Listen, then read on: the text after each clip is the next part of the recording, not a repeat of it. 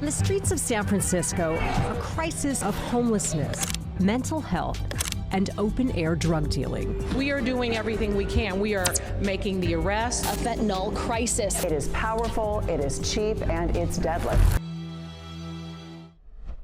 Hello and welcome to the Nexus. Today we're looking at San Francisco, a beautiful and rich city where houses cost upwards of $1 million on average, but which is struggling with a drugs epidemic. In a moment, we'll hear from a father of two who grew up in the city and became hooked on fentanyl after routine foot surgery.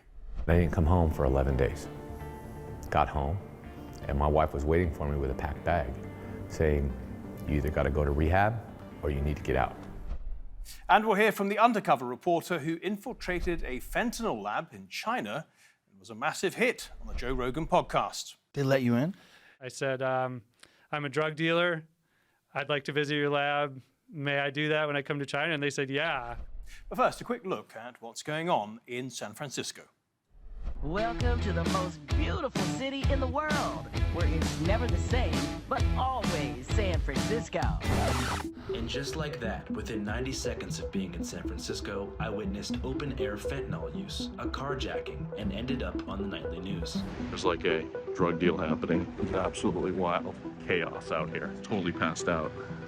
Tenderloin. Nobody cares. A homelessness and drug-dependent epidemic beyond anything the city's seen before. Last year was the deadliest year on record for the drug deaths in this city. More than 800 people died of a drug overdose. It's nearly double the pre-pandemic number. The sights and sounds of San Francisco's fentanyl crisis. Fentanyl is an opioid painkiller, similar to morphine, only it's about 100 times stronger.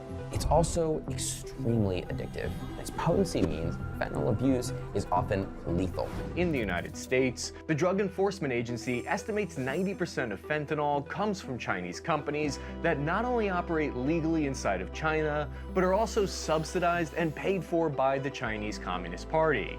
China sends precursor chemicals, which are then processed and manufactured into synthetic opioids by Mexican drug cartels that then smuggle them into the United States. The city is a sign of everything that's wrong with the left.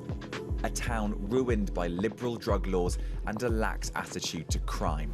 We've had a record amount of overdose deaths here in San Francisco, like 807 in 1 year. A lot of people are starting to blow the whistle on this harm reduction thing. Harm reduction is the methodology that it's all about. Let's just keep people alive, but the focus is not treatment. Whenever London Breed took office, they started opening up fentanyl lounges. Harm reduction is causing more harm.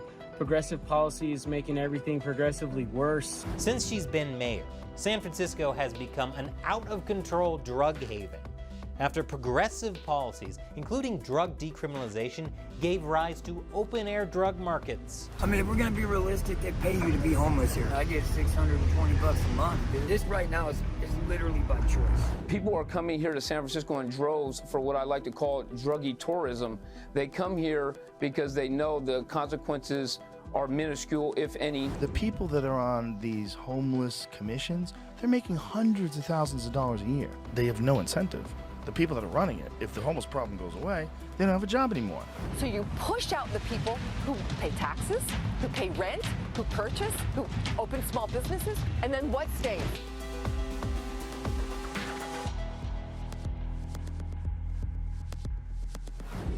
It all starts here, and the best is yet to come. Okay, let's bring in our first guest now. And Tom Wong is a father of two who had a good job with the city and a lovely home until he became addicted to fentanyl. Tom, welcome. Could you tell us a little bit more about how you became addicted to fentanyl in the first place? What was the journey? Well, thank you. It's great to be here. So yeah, I had surgery on my foot in 2015, in early 2015, and I was prescribed 10 milligram oxycodone for the pain to take home after the surgery. And unfortunately, I got addicted to those pills. I didn't use them as directed. I was using more than what was prescribed for me. And so as I started to run out, I started to go into withdrawal from the medication. And instead of trying to stop, I actually went out to the street and started purchasing pills on the street. And over the course of about a year and a half, my addiction increased to where I was taking 560 milligrams of oxycodone every single day just to function. And when it no longer became available on the street and no longer economically feasible to purchase those pills because each pill cost $30, and I was purchasing 7 of those per day. So that's $210 a day, 7 days a week. I switched to heroin, which was a much cheaper alternative, where I could purchase an 1/8 of a gram on the street for $10. And I became an intravenous drug user. And that's when my life really spiraled out of control. And, you know, I was already bankrupting my family, and I had lost my job. And that's just when I stopped showing up for things, missing appointments with my kids, not picking them up from school. Finally, I left the house one night to go get some more drugs, and I didn't come home for 11 days. And when I finally did come back home, my wife was waiting for me with a packed bag saying, I got you a bed at a treatment center. You either need to go to treatment or you need to get out. And I wasn't ready to go to treatment at that moment. So I left the home, and I became homeless in January of 2018, where I spent the next 6 months living on the streets of San Francisco, addicted to heroin, and then towards the end of my time on the street, fentanyl. And the only reason I got off the street is I started getting arrested for crimes that I was committing out on the street. And eventually, after my 6th arrest, I spent 3 months in county jail where I got clean and sober. And then I went to a 6-month residential treatment program where I found recovery. And now next month in June, actually, I'll have 6 years clean and sober. Well, that's a pretty incredible journey and an amazing achievement at the end there. Let me take you back to life on the streets briefly, though. I mean, we've seen the pictures of people doubled over, and I can't begin to understand what it's like living in the district. Were you in Tenderloin? Many of the pictures are coming from the Tenderloin district. Can you just tell us a bit about life on the streets and about the other stories of people and how they got? Was it a similar route to yourself, addiction to fentanyl? Yeah, I was homeless in the Tenderloin, right in the heart of the Tenderloin on Golden Gate and Hyde Streets in San Francisco. And yeah, there were many people out there that at one point had a life, like myself. I knew one guy that was a graphic designer that was out there on the street. I knew someone that had spent years in the military that was out there on the street. And, you know, their homelessness was perpetuated by drug addiction. And I know that's not the case for everyone that experiences homelessness, but for a large subset of people out there on the street, drug addiction plays a huge role. Our estimates right now range somewhere between 48% and 80% of the people out on the street are struggling with addiction or untreated mental illness.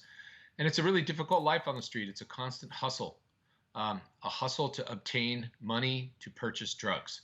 That's what your entire life becomes about at that point, and that's what I did for an entire 6-month period, which resulted in me holding drugs for the dealers, being a mule for them, shoplifting, committing other crimes that eventually landed me in jail.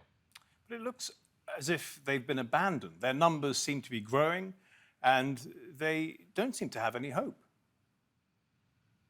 Yeah, you know, in a lot of ways they've been abandoned because the philosophy here in the United States is that everyone that's experiencing homelessness just needs housing. And I agree, they need housing. But for many folks on the street, that's a 3-year wait at minimum if you actually go and sign up to get on the list to get housing. Where are the interventions in between? Where is the outreach? Where is the treatment on demand to actually get people into treatment when they're ready, that very moment? You know, where is really the law enforcement, although you're starting to see it ramp up, and the law enforcement does play a role as it's there to mitigate some of the behaviors that come out of people who use illicit drugs that are living on the street, because again, drugs aren't free and you need to obtain that money to purchase drugs, so you end up committing crime a lot of the time. San Francisco is famously a liberal and progressive city, and the Democrats have been in charge for a very, very long time. To what extent are the mayor and the former DAs and so on responsible for this? Well, everyone has to own their part. So in San Francisco, you have 2 types of Democrats basically running the city. You have what they designate as moderates, and you have progressives and or Democratic socialists. And the folks that are the Democratic socialists or the progressives take a much more liberal approach to drug use. They kind of take an extreme or permissive harm reduction approach, and there's nothing wrong with harm reduction, but the approach that they take is a little bit too lax in that they want to remove all accountability from the process of figuring out how to help the 8,000 people that are currently unsheltered on the streets of San Francisco, many of which are struggling with addiction. So our previous district attorney, Chesa Bodine, who is a radical, there's no other way to say it, was very culpable because when the pandemic hit, that really played right into his hands of releasing people from jail, reducing the jail population, not holding people accountable, just referring them back out to the street to await a trial date much later. So you had a very high recidivism rate in that 55% of all the people that were arrested and released to what they call pre-trial diversion committed another offense while they were out on the street. And so that just created this situation where you had, thousands of people out on the street using, and it kind of sent a signal to the organized drug dealing ring that we have operating in San Francisco right now that it was okay to come here and sell drugs. So the amount of dealers on the street went from about 300 to 400 dealers that work in shifts to about 1,000 right now is what we estimate. And until August of last year, that was the case. And in August of last year, the federal government got involved and the Department of Justice got involved, and they started coming in and doing stings and arresting many of the organized drug dealers on the street. However, many still remain. Well, you grew up in the city, Tom. Can it be saved? Well, of course it can be saved. San Francisco is one of the most beautiful cities on the planet. I want to be clear about that. It is truly the Paris of the West is what they used to call San Francisco. I agree. It can be saved, but it's going to require changes in policy. And oftentimes those changes in policy require changes in political leadership to institute those policies. And you're starting to see a shift back towards the center politically in San Francisco. We had an election in March of this year where our Democratic County Central Committee flipped moderate. And you have currently 5 people running for mayor in this upcoming November election, and 3 of them are considered moderate. So it'll be very interesting to see the outcome in November, but you are kind of starting to see this trend where just kind of like your normal everyday folks in San Francisco that have kind of just ignored this problem of homelessness and drugs because it wasn't on their doorstep are now paying attention because it is now on their doorstep. And now to them it matters. And you know what? For me, it's better late than never. The more people that we can get engaged to try to move the city forward to a point of recovery, the better. Tom Wolf, thank you so much for sharing your experiences with us today. Much appreciated. Okay, let's bring in Ben Westhoff now, an investigative journalist and author of the book Fentanyl, Inc., who went undercover to a Chinese drugs lab in 2018. Welcome to the program, Ben. I just want to start with, you have a very personal reason for looking into this drug. Tell us about that. I had a close friend die from fentanyl in 2010, back when I had never even heard of the drug. And he was using prescription patches that were stolen from a pharmacy. And that's how he died. And that kind of originally sparked my interest in this subject. And as we heard from Tom earlier, it's really only the United States and Canada that have this terrible fentanyl problem. Could you just explain why that is? It dates back to the overprescription of strong opioids like OxyContin. And a lot of people, these were law-abiding citizens who got hooked on these pills without even realizing it. And once their prescriptions ran out, they turned to the black market, and a lot of them started using street heroin. And eventually there were so many new addicted users, there wasn't enough heroin to go around. And so fentanyl came in and filled the void. And this drug is particularly dangerous, much more dangerous than heroin, which is hard to believe. What makes it so dangerous? Well, fentanyl is 50 times more powerful than heroin, and it impacts the same receptors as drugs like heroin and morphine and OxyContin. But the problem is that fentanyl is almost never dosed properly. So 2 milligrams is all it takes for someone to overdose and die. And when fentanyl is administered in a hospital setting, they have trained anesthesiologists who administer it.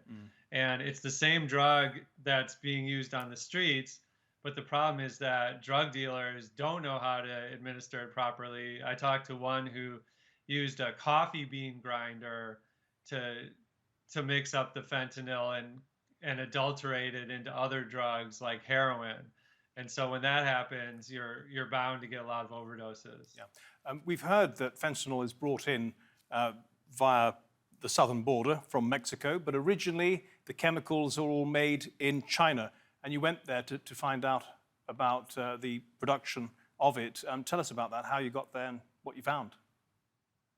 I originally just pretended to be a drug dealer, and I reached out to these different Chinese companies making fentanyl online, and I said, if I were to come to China, could you give me a tour of your lab? And some of them said yes, and so I went there. It was not a very well conceived, it was probably a pretty dangerous thing to do, but they took me at my word, and I got to go inside of the biggest company that I think in the whole world making these making these fentanyl precursor chemicals. And so these are the chemicals that are sent to the Mexican cartels who finish the fentanyl and send it across the border. And yeah, I got to see one of these manufacturing plants.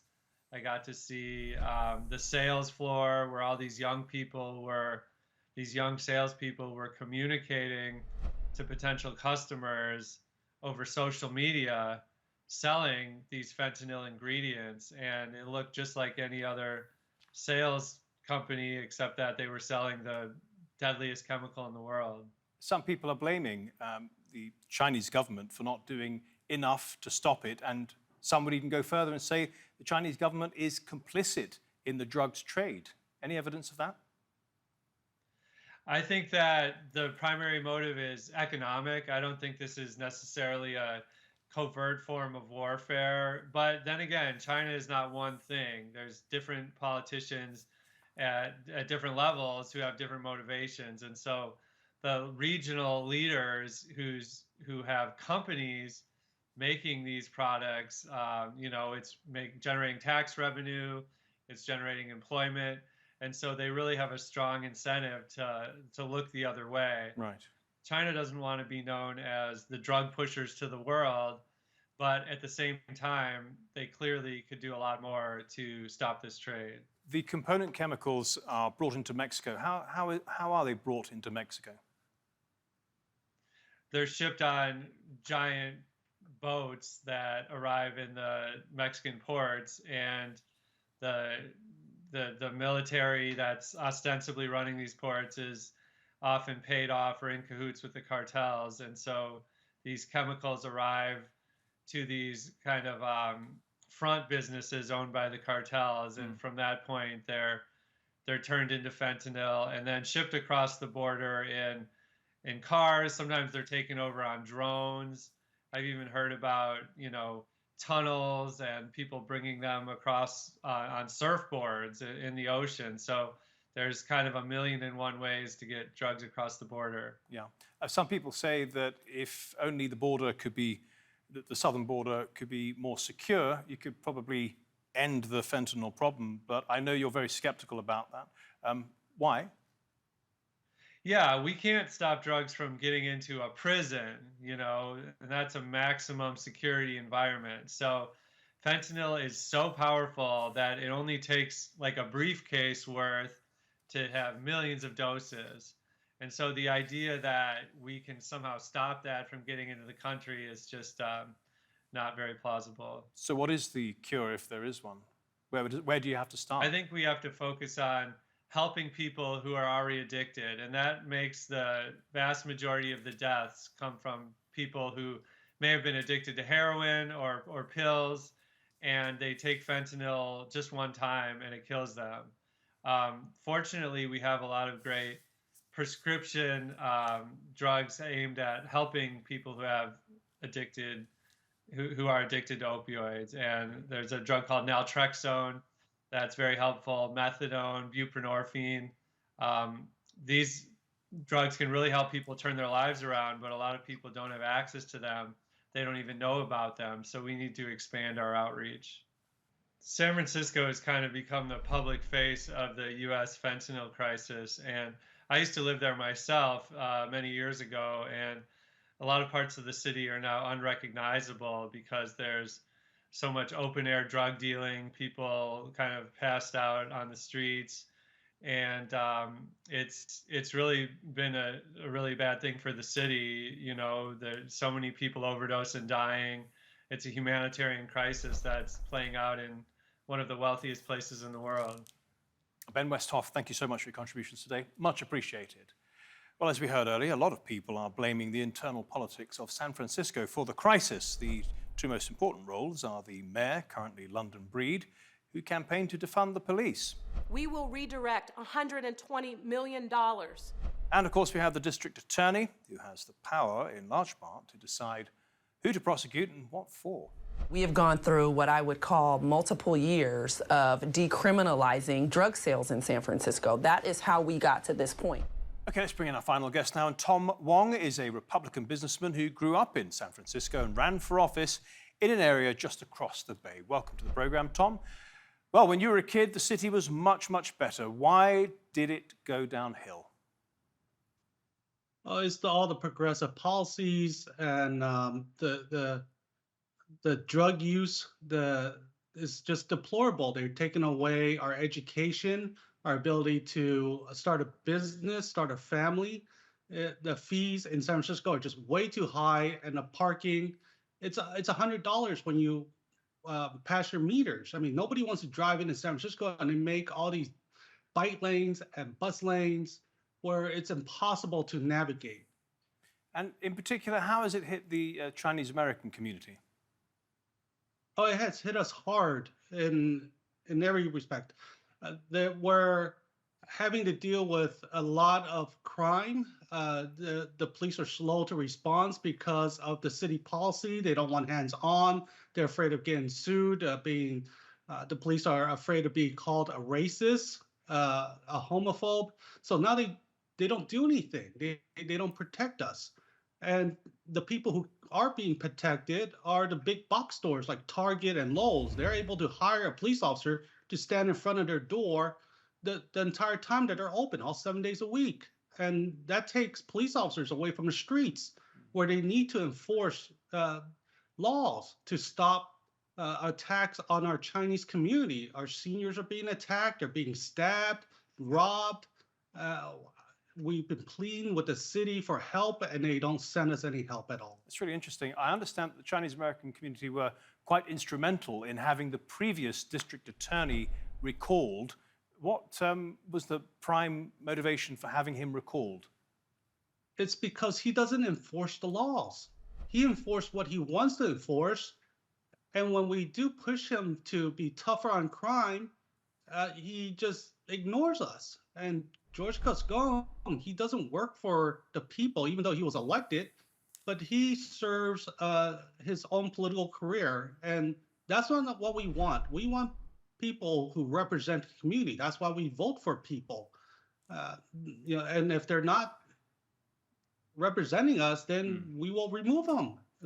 Chinese community. It was slightly ambiguous what you were saying about the police officers being reluctant to arrest suspects who have attacked Chinese Americans because of racism or accusations of racism. Are you saying that they're encouraged not to arrest black people who are attacking Chinese Americans for fear of being called racist? Is that what you're saying? Yes. Well, a lot of the crimes are being committed by young black men. And anytime the police touch them, they are being accused of attacking the black race. And the current mayor, London Breed, what's her reputation? She's a tyrant. She serves herself. I mean, this is the only mayor I know that after she got in office, her wealth has gone from, was it $500,000 to $5 million? And to say that she's doing it for the people is really questionable. I mean, she doesn't care about the Chinese community, even though she comes to us every year for our vote, for our help and our votes. Chinese community make up 35% of San Francisco, and everybody from City Hall always comes to us and asks us for our help and our vote, and we vote for them, on a premise that they promise to carry out what they promised us. Safety, better education, taking care of our infrastructure. Yeah. We had a previous guest on who said that the only way to save San Francisco is for the politics to return towards the center. Do you have hope that will happen? Yes, I do. So this time around, we have a lot of candidates running for office. One in particular is Ellen Zhao. She is a moderate, but when you're in San Francisco, you're actually considered the far right. But she is for family. She is for conservative values. She's for tough on crime. And that's what we need to bring back San Francisco. We need to bring education back up to the world standard, not the California standard or San Francisco standard, which is very low. We need to bring it to the world standard because other countries are way exceeding in education. You know, we have to bring back family values. We have to bring back law and order. You know, if somebody's stealing, we need to be tough on crime. And that's the only way we could bring back the glory of San Francisco. Tom Wong, thank you so much for your contributions today. Much appreciated. Thank you at home too. Till next week then, goodbye.